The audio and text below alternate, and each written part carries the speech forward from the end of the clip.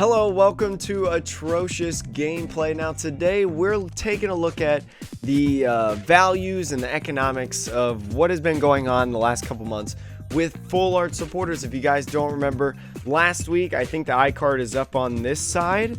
I did a video regarding booster boxes and the different sets in the Pokemon era, especially because the vintage market has really been blowing up the last couple months. And just like I said in the booster boxes, I kind of stopped paying attention to this a couple months ago when my budget was entirely cut from the summer, and so I've had to start from literally zero in the ground up in terms of the ways that I make money. But now that I've started to make a little bit more money with freelance stuff, and I've kind of got my foot in the door back into it, I guess you could say, in terms of being financially safe.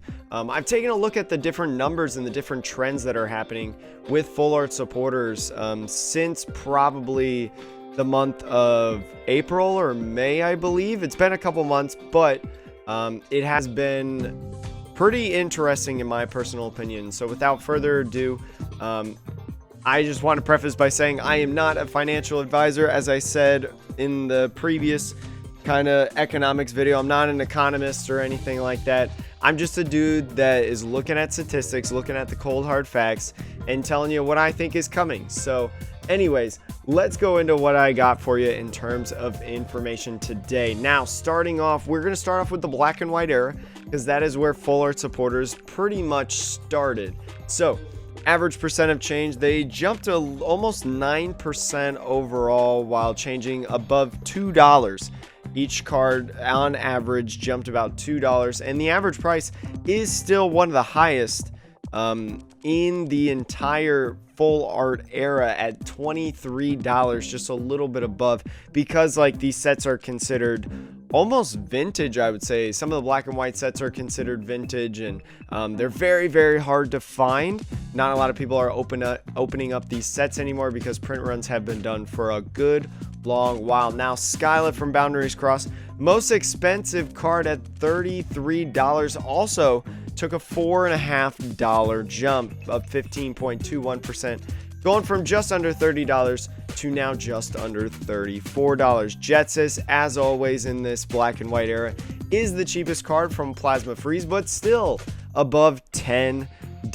Now, all cards increased, so that means that even the cheapest card now in the black and white era is above $10. And honestly, I don't see these going down anytime soon, so if you need some of these, I would probably get them sooner rather than later. Colress, in the meantime, had the smallest jump of 3.69%, which I thought was kind of interesting because Colress is kind of that staple in expanded. Most of all decks have at least one in their decks, so interesting to see that Jetsis did not have the smallest jump out of all the black and white cards in the set. Now, moving on to the next one, we're going into the X and Y era. Now, the X and Y era also saw a nice hefty increase, a little bit more of doubled than the black and white era, jumping up a little over 20% overall. The average price, though, not as high, going up about 77 cents, but still a nice jump. And then the average price per card has now jumped up over $5 overall. Skyla, much like in black and white, has the highest, most pricey card in the X and Y era from Breakpoint, but it's not that $34 mark. It's actually a little bit more than half of that at almost $16. Now, Pokemon Ranger from Steam Siege, the cheapest card, is $227, which is not super surprising. People thought immediately as like ADP was coming out and like Cosmic Eclipse and ADP Zacian was becoming one of the best decks in both standard and expanded. People thought that Pokemon Ranger was going to be the play in order to save matchups and things like that, but found out that Ranger was just a little bit too slow and kind of counteracted some of the tactics that a lot of those expanded decks were doing, trying to counter ADP Zacian. So Pokemon Ranger staying a little bit as the lowest card, but some other really interesting notes I'd like to say right now.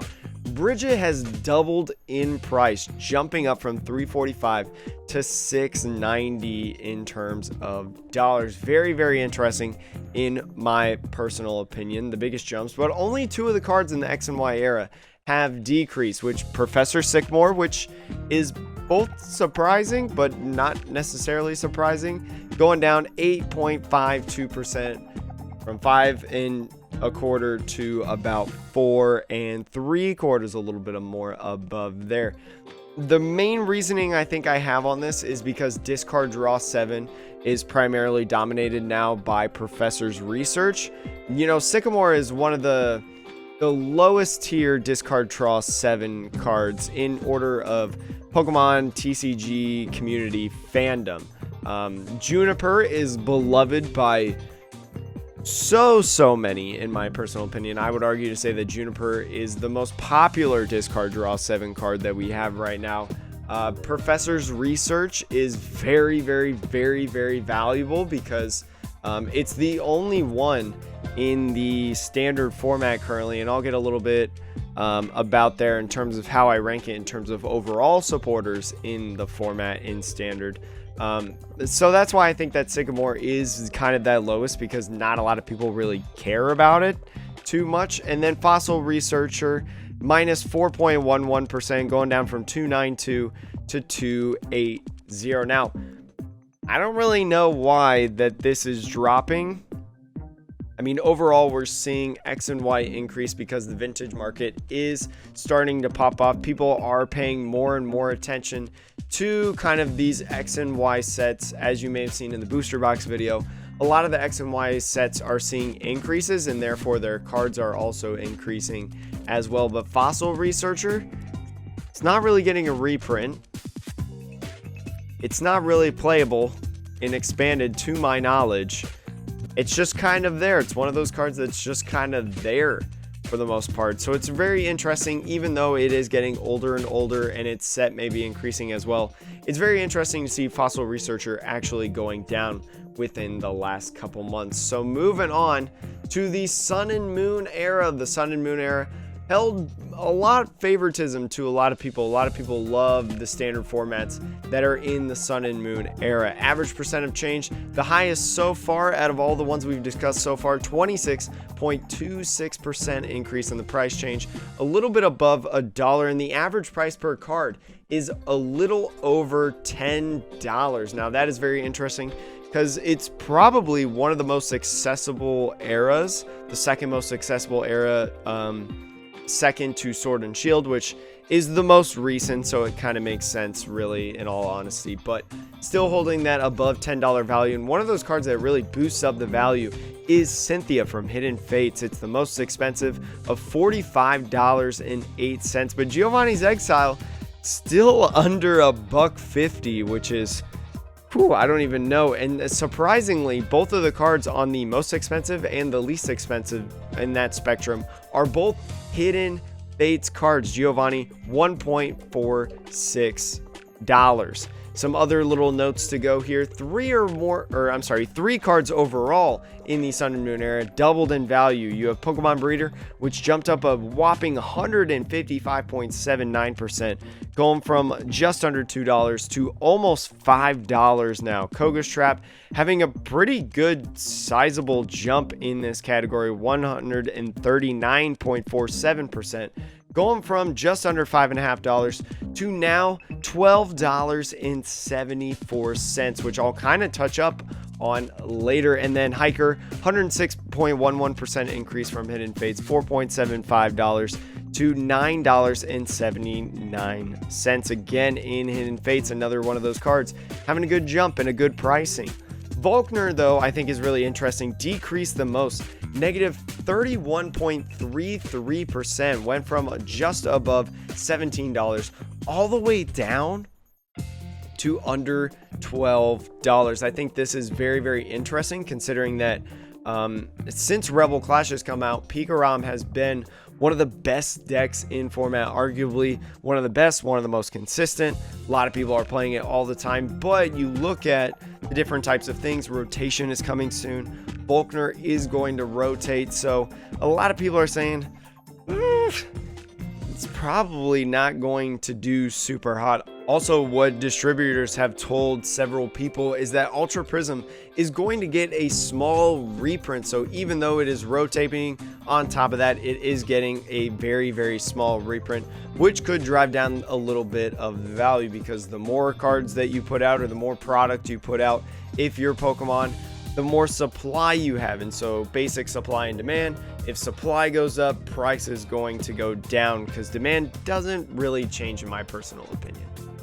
Now moving on to the Sword and Shield era. This is the era that we are currently expanding on in the Pokemon trading card game. Average percent of change, 10.37%, with an overall price change of $1.38. And then the average price per card, $14.68. There are a lot of expensive ones in terms of the percentage, because we have few full art supporters so far compared to the other eras. But some of those full art supporters in this, including the most expensive one, Boss's Orders, the secret rare from Rebel Clash, $34.91. Very, very expensive. And even the cheapest one, Milo from Rebel Clash, the cheapest one in the era, $4.38. So you look at a set like Hidden Fates, which is a very sought after set. It is a set that is getting harder and harder to find before they announce the reprint. It's still sitting at that very, very, very, very low price on the market. But Milo, a set that just come out, a set that's probably not ending anytime soon in terms of its print run, and they're probably going to keep pushing the different packs in products. $4.38, pretty good, is considering that we are outside of the hype phase of Rebel Clash. But some other notes, in my personal opinion, Marnie, the full art, had the biggest jump out of all the different full arts in this era. 83.89%, went from about $17 to just above $31. Very, very interesting. Marnie has become very, very playable, in my personal opinion, since the release of Rebel Clash, and decks like Dragapult and even Pikarom, in terms of being cards that, you know, need to defeat certain decks. So Plant, Stamp, maybe a Marnie as well, or something like that. I don't know. Plant, Marnie, or Plant, Stamp. Very good combos. So Marnie does a really good job in this format, I feel like, and that's a huge reason why it has shot up so much, because it's going to be super, super nice once the IRL events start back up again. Now, Professor's Research, the secret rare,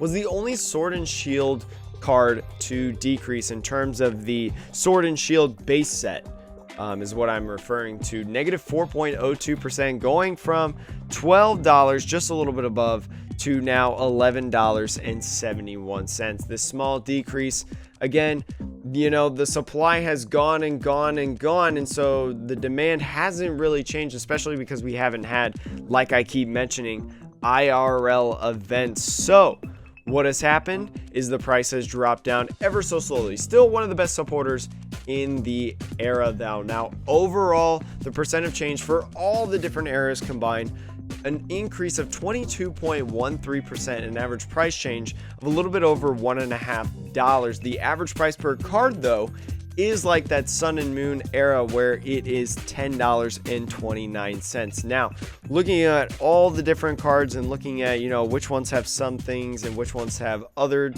personalities and characteristics, 14 of the 141 cards, or just shy of 10% of all the full art cards, have decreased. 4 of those are Rebel Clash, which I credit mostly to the hype phase.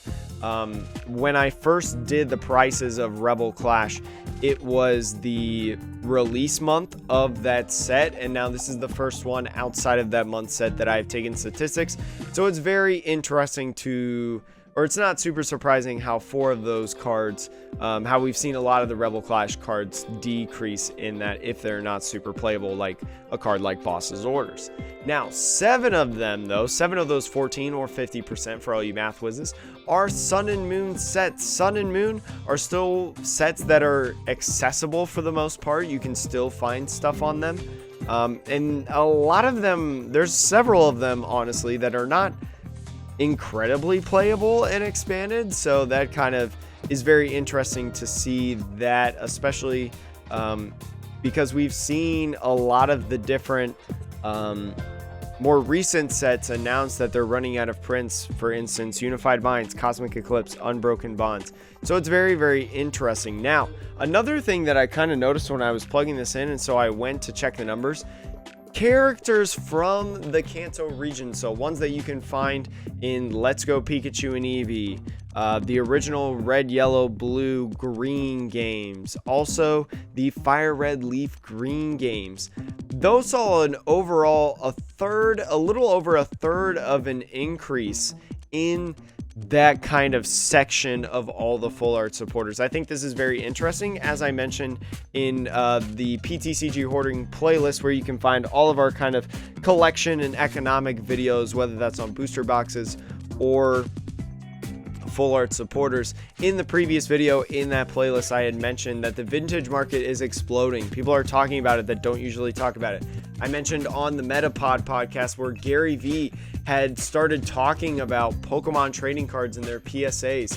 So a lot of the people, if you haven't seen those things, a lot of the market right now that has caused the vintage market to explode are people that opened up things like Base Set 2, Jungle, Fossil as a kid, and now they're coming back into the Pokemon realm and the Pokemon community, and the Kanto vibes really just fit with them. I mean, you look at Exhibit A, nostalgia is really fueling Pokemon. You look at any card named Charizard, pretty expensive card, pretty valuable card. It's usually a chase card in every single set that it is featured in. So it doesn't necessarily surprise me that Kanto characters are having an overall increase. I think it was only one of the Kanto cards, I can't remember out of how many.